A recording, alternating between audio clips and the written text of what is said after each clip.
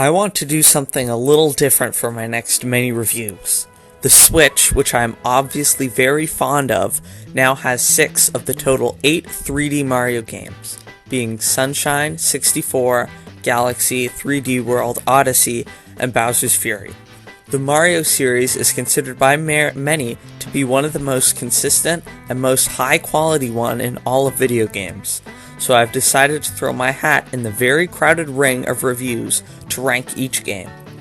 I also won't be using my normal grading system because I want to compare them strictly to each other.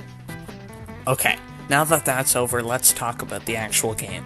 Mario Odyssey is one of the rare times when Nintendo actually listens to its fanbase.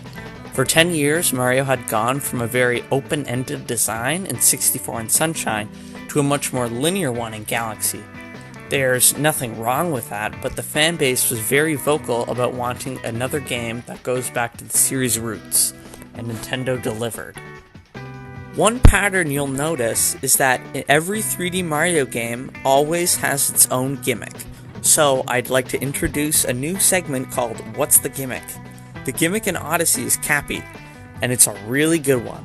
First off, it gives you a new form of attack. There are tons of different motion control options you can use to throw your hat forward, up, and all around you. It's kind of weird that they have all these motion control options in a game that is half meant to be played on the go in public, but it's whatever. Next is that it opens up a completely new movement options. You can throw your hat and dive into it, you can throw it in the air and slow your descent, you can throw it on the ground and run into it to get a little jump. It allows you to get very fancy with your movement. Cappy serves the movement system very well already, but as a cherry on top they've added the capture mechanic.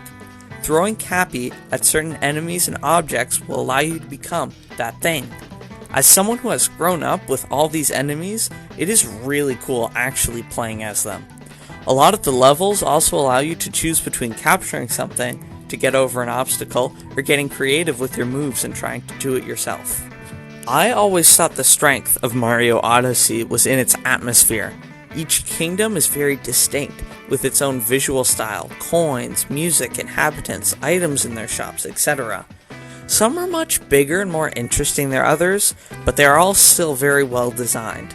The obvious pinnacle of the game is Metro Kingdom, the one that replicates New York City. You can jump on taxis and climb skyscrapers, and the music fits the world so well. There are some other good ones too, like Sand Kingdom, which acts as a small Mexican village.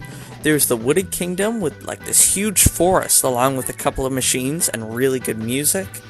The Luncheon Kingdom has a really nice bright art style, and the Bowser Kingdom also goes with this really unique and cool aesthetic.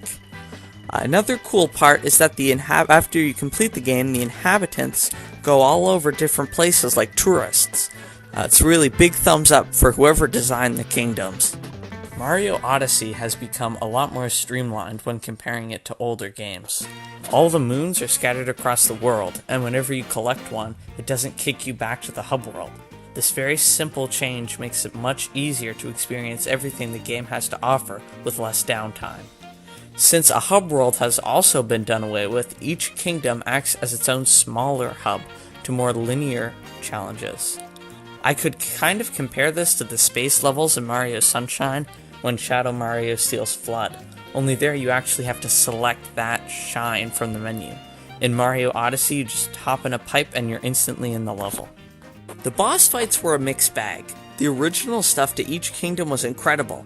The caterpillar from Metro, the bird from Luncheon, etc. were all some excellent uses of certain captured enemies. The negative part of the bosses was probably the Brutals. I'm happy they didn't choose to put the Koopalings, but they're still very uninteresting. Nintendo also has a history of reusing mid-game Bowser fights as the final one, which really diminishes the significance of it. However, they more made up for it during the escape sequence. I don't want to spoil it for anyone who hasn't played it, but it was cool. One thing I may add is that the game does not take a long time to complete. I beat the game the day after I bought it, and originally I was concerned, but then when you complete the final boss, I learned that the game is far from over. Each kingdom receives even more moons to really drive home the collect-a-thon feeling of the game.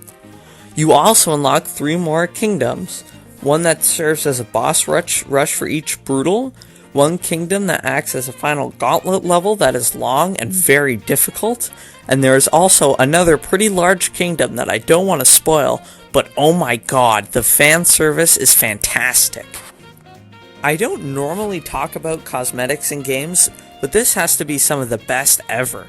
There are so many outfits in the game that reference Mario's past, it is incredible. You have Polygonal Mario from 64, the guy who will never be in Smash, Diddy Kong, there's even an 8-bit sprite version of him that doesn't ever change positions. I've had this game for years and I still laugh at this. Last thing I want to talk about is Luigi's Balloon World, which I thought was a solid online mode. It's a really creative way to get Mario online and it helped prolong the game's lifespan for me. It also helped me collect more coins to buy all the outfits. Mario Odyssey is an absolute joy to play through. I was grinning ear to ear from beginning to end. Nintendo nailed the fan service and atmosphere right on the head. It's like when a company actually listens to its fan base, they'll make a very well received game. The Mario titles are starting off very, very strong. Tune in next time when I lose all of what little credibility I have when I say that Mario 64 is just okay.